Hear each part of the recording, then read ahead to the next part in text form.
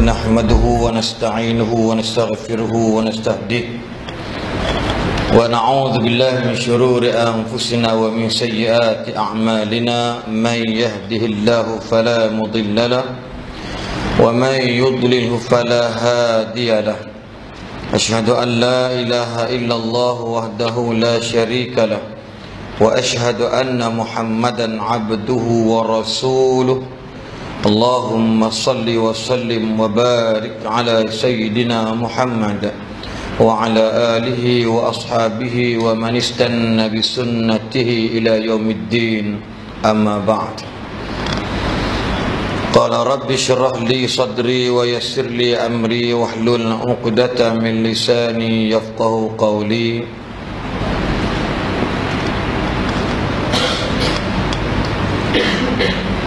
سبحانك لا علم لنا إلا ما علمتنا إنك أنت العليم الحكيم اللهم ربي يسر ولا تعسر اللهم ربي تمم بالخير لا حول ولا قوة إلا بالله العلي العظيم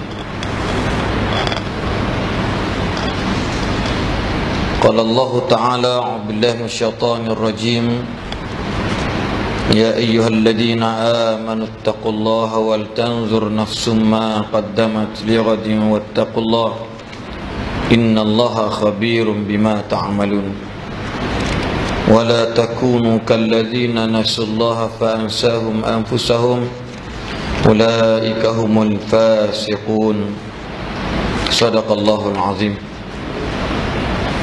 Tuan-tuan, para jemaah, puan-puan, hadirin hadirat yang dirahmati Allah sekalian,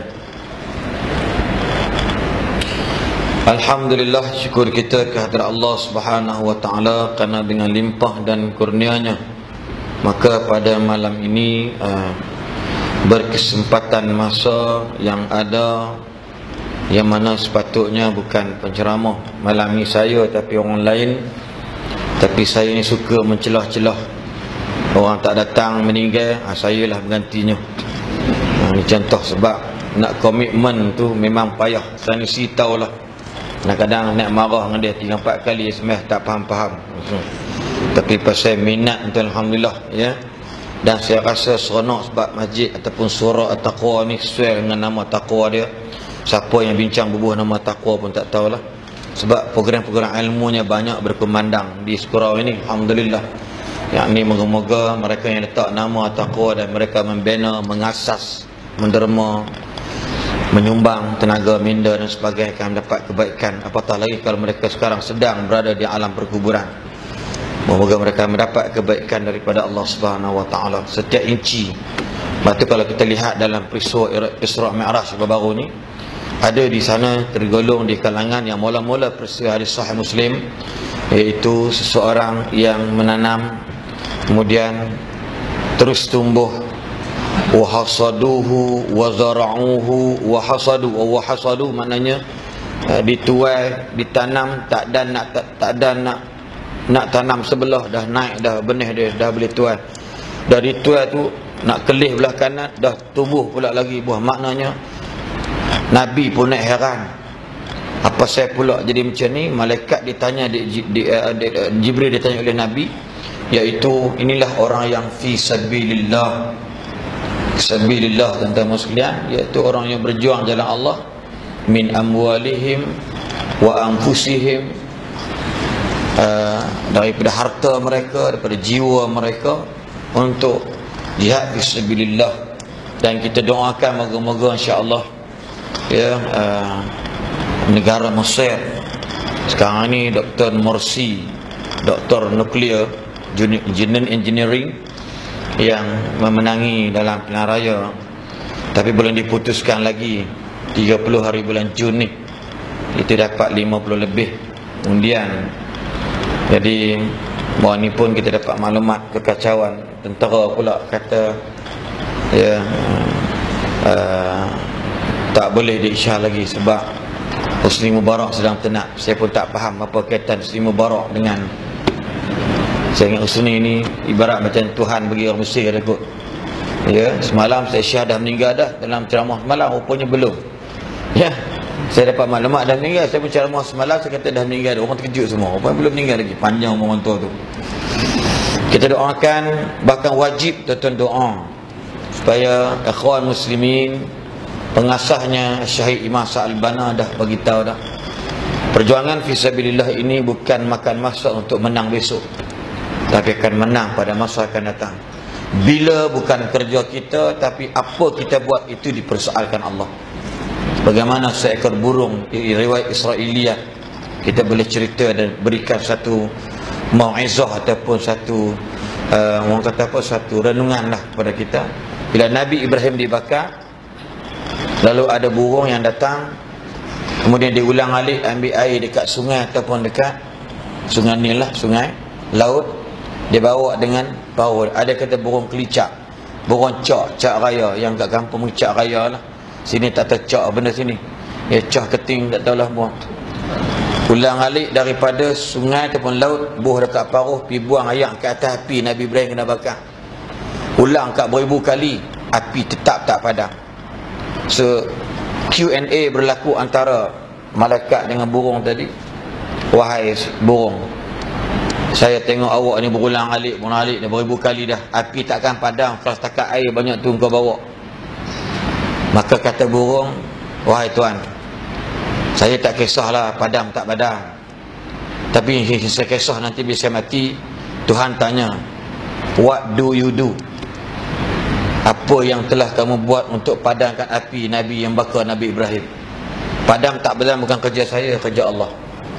Tengok subhanallah. Makna doa tuan-tuan nak pergi perang pun mungkin tak orang ni nampak polis berlari dah. Kan? Tak pakai helmet nampak polis pusing terus. Kan? Contoh dia. Contohlah contoh. Ya. Jadi kita doakan moga-moga insya-Allah, sebab saya duk rasa terngiang-ngiang kami para sahabat ustaz-ustaz ni. Macam nampak kalau dapat benda ni mesti ditawar oleh ikhwan muslimin dan pilihan raya demokrasi ni, dan kalau Tuhan berikan hidayat kepada Jeneral Angkatan Tentera dia tu supaya terimalah, terbuka open minded, saya yakin bagaimana resolusi ataupun kita panggil apa tu pilihan raya tu, dia panggil bentang manifesto, antaranya akan dibuka Semenanjung Gaza atau dibuka pintu yang disekat oleh kepimpinan yang dulu ini untuk orang luar datang masuk, maka akan dibuka. Dan waktu itu saya rasa bukan seronok, tapi kita rasa macam satu kegemuruhan dalam hati kita, sebab dah orang standby dah. Saya ingat Malaysia pun ada pasukan amalnya, pasukan seluruh dunia, termasuk orang-orang Kristian sekalipun memang pakat duk taram, duk geram dan sebagainya. Maka bila dia buka, bahawa kita yakin janji Nabi itu bukan bohong. Suatu masa nanti umat Islam akan berkumpul ramai-ramai dan mereka akan datang memerangi orang-orang Yahudi laknatullah, sehingga kan bila mereka dah mundur ke belakang dan sembunyi di sebalik pokok, sebalik batu, maka Allah mempercakapkan pokok dan batu itu yang hanya seorangnya difahami oleh orang-orang Islam, tambah difahami oleh orang Yahudi. Maka orang Yahudi sembunyi sebalik batu. Batu kata, saudara Muslim, belakang saya ada Yahudi. Yahudi tak faham statement batu dan kayu, tapi orang Islam lebih faham tentang kayu batu bercakap. Maka akhirnya bersemaraklah kemenangan Islam di atas umat Islam. Bila jangan soal, tapi apakah usaha daya kita hari ini? Inilah tuan-tuan dan puan-puan. Sebab tu diriwayatkan, man hakama Falastina faqad hakama al-alama kullaha. Barang siapa yang menguasai negara Palestin, maka dia menguasai dunia sekelilingnya. Sebab itu kekuatan ekonomi, kecanggihan politik dan peperangan memang dikuasai oleh orang Yahudi, orang Amerika dan sebagainya. Mereka tu bohong je, sebab belakangnya ialah Yahudi. Sebab itu saya berani kata Iran tak akan berani serang Israel. Minta maaf lah kalau ada orang minat Syiah sini. Minta maaf. Dah ada Syiah kat Malaysia ni. Kalau saya nak ceramah bukan masalah Syiah, masalah Iran tak akan berani serang Israel, sebab ekonomi Amerika lebih kurang 65% ada di negara Iran. Dia cacah je. Sebab apa? Dan sebagaimana Amerika takut nak serang Korea Utara, Korea Selatan atas pelancaran peluru pandu, sebab kekuatan Amerika di segi kecanggihan peperangan, iaitu alat-alat teknikalnya dah ditahu sebab diimport daripada negara Jepun, Korea, Korea Utara, Korea Selatan. Sebab tu dia tak heran, dia lancar juga peluru pandu. Amerika perang nak? Tak. Tuan-tuan sekalian, nak ceritanya, kalau siapa-siapa yang kuasai, man hakama Palestin, siapa yang berjaya menghukum, yakni negara Palestin, maksud saya ialah memerintah, maka dia boleh perintah dunia seluruhnya. Allahu Akbar. Doa tuan-tuan dalam mukadimah ni semangat Isra Mi'raj, sebab dalam ayat kata Subhanallazi asra bi'abdihi laylan minal masjidil haram ilal masjidil aqsa. Takkan terhapus sampai kiamat 60 kali pun tak terhapus ayat tu. Maka apa the result conclusion between al-haram wal aqsa? Maknanya ini tanda-tanda populariti Islam itu berpusat di dua tempat ini untuk menjadi bahan rujukan kekuatan Islam itu sendiri.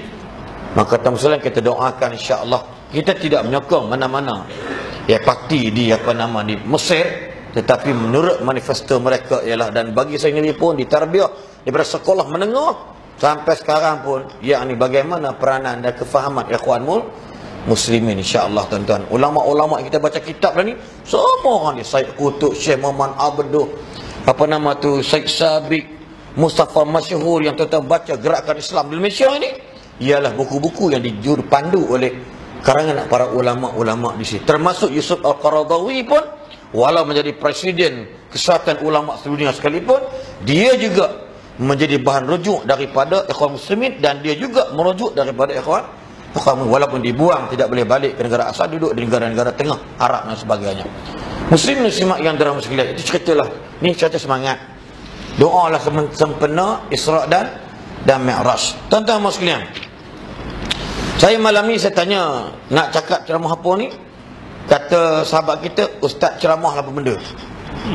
Jadi kalau pemain simpanan dia macam tu, maka kalau dah agak-agak letih sangat, cedera, dia datang untuk ikut dan dia. Kadang-kadang dia boleh buah gol. Tengok ya. Ini bukan Wayne Rooney. Walaupun tak pernah main 2 game, tiba-tiba 1 game dia boleh menang. Ini cerita dia. Cerita bola tuan-tuan ni. Tuan-tuan, Rasulullah sallallahu alaihi wasallam dia pernah menyebut dalam beberapa perkara, iaitu tuan-tuan sekalian, Nabi kata salasun muhlikatun, 3 perkara yang boleh memusnahkan manusia, iaitu syuhun muta', kedekut yang diturut-turut, dan wahawan muttaba', nafsu yang diikut-ikut, wa i'jabul mar'i bi nafsihi, seseorang rasa kagum dengan kebolehan yang dia ada. Rawahu Tabrani. 3 benda yang boleh merosakkan kita, menjauhkan kita dengan Allah, dan boleh orang meluak dengan kita, ialah syuhun muta'. Kalimah ata'a yuti'u muta'an atau muti'an, wa dhaka muta'an, maknanya iaitu kedekut yang diturut-turut. Maknanya dari sudut apa tuan-tuan? Dari sudut perhambaan diri kepada Allah. Kedekut bukan persoalan tentang duit. Kedekut dari sudut nilai dia tak rasa adalah diri dia hamba Allah. Sebab tu tuan-tuan, Syed Sabiq dia kata nilai kemanusiaan itu ada 3 benda.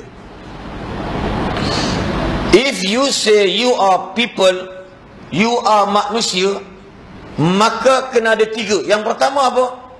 Hamba.